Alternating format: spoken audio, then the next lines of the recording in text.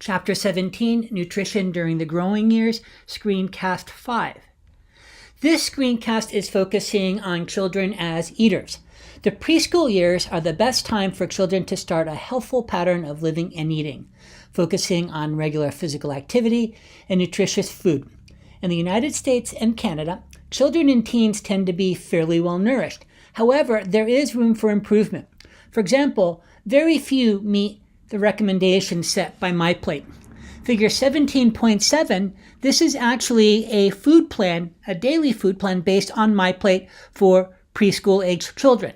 So we look at recommendations for children ranging from 2 years old to 5 years old, and this really does a nice job being very descriptive as what counts, how much, and so on across that entire range of years going from 2 to 5.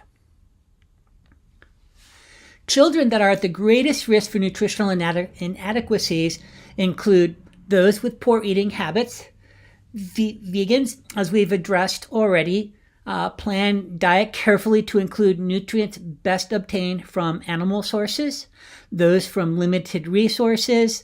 WIC is a program that can provide help for children up to 5 years old. And there's also a number of other programs as far as school breakfast programs and national school lunch programs.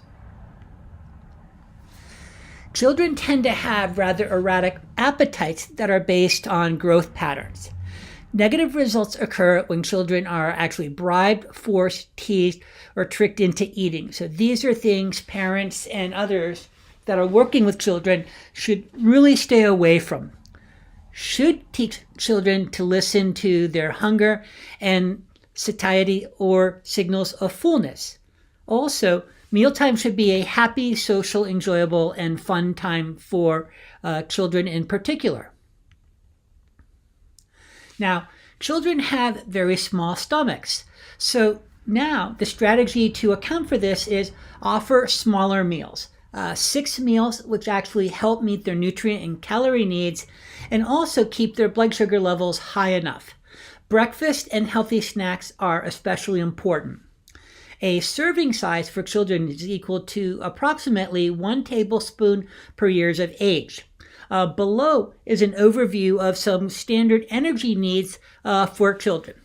Children aged 2 and 3, approximately 1,000 to 1,400 kcals per day.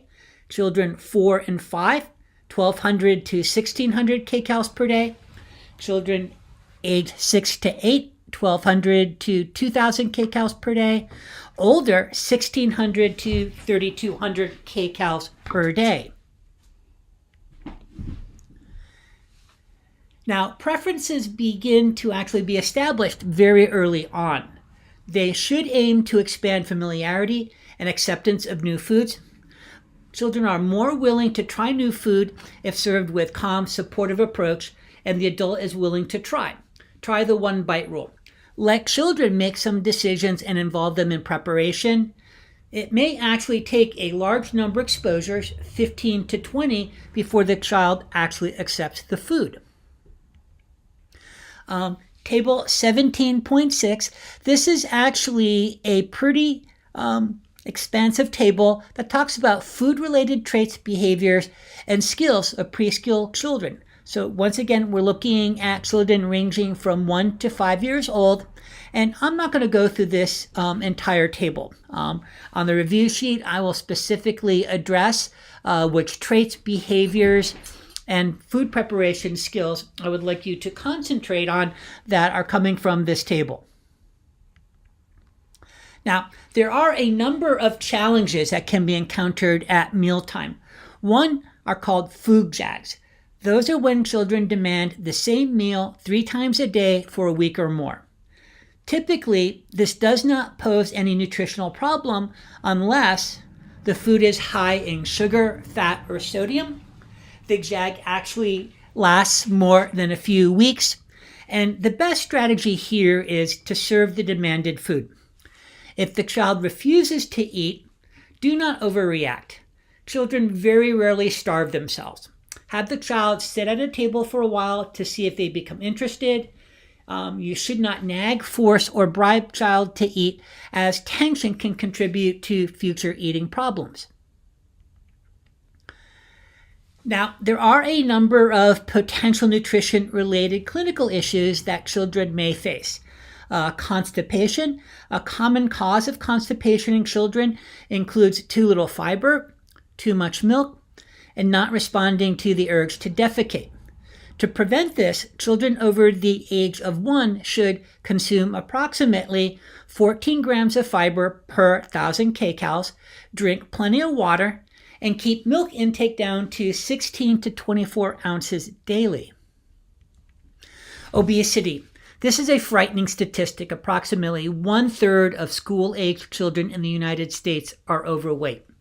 Obesity is diagnosed when a child reaches the 95th percentile for BMI and the physical exam indicates overfat. There are a number of consequences that arise from obesity. They include ridicule, embarrassment, depression, early puberty in females, type 2 diabetes, cardiovascular disease, hypertension, and premature death. So obesity is something that should be addressed very early on and something to be prevented. Now, there is the likelihood that obesity will follow a child into adulthood is especially high. 40% of obese children become obese adults. 80% of obese teens become obese adults. Development is largely determined by an environment that promotes overeating and inactivity. TV time should be limited to approximately 14 hours per week, and this should also include screen time. Avoid excess snacking, fast food restaurants, high-fat, high-energy foods. Now, the key thing here is prevention, but if precursors develop, limit high-calorie foods and really try to promote physical activity. 60 minutes of moderate to intense physical activity is recommended per day. Now, there's a number of ways to actually approach this. Get the family together for some type of activity. Involve the child in some after-school sport.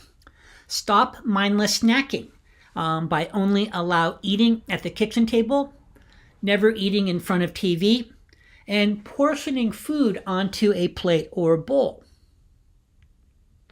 Hyperactivity. Now, this condition is characterized by distractibility, impulsiveness, disruptive behavior, and overactivity. The cause is unknown. Diet-related cause proposed foods include allergies, food additives, consumption of large amounts of sugar. Unfortunately, there's little scientific evidence to prove these claims except with food additives.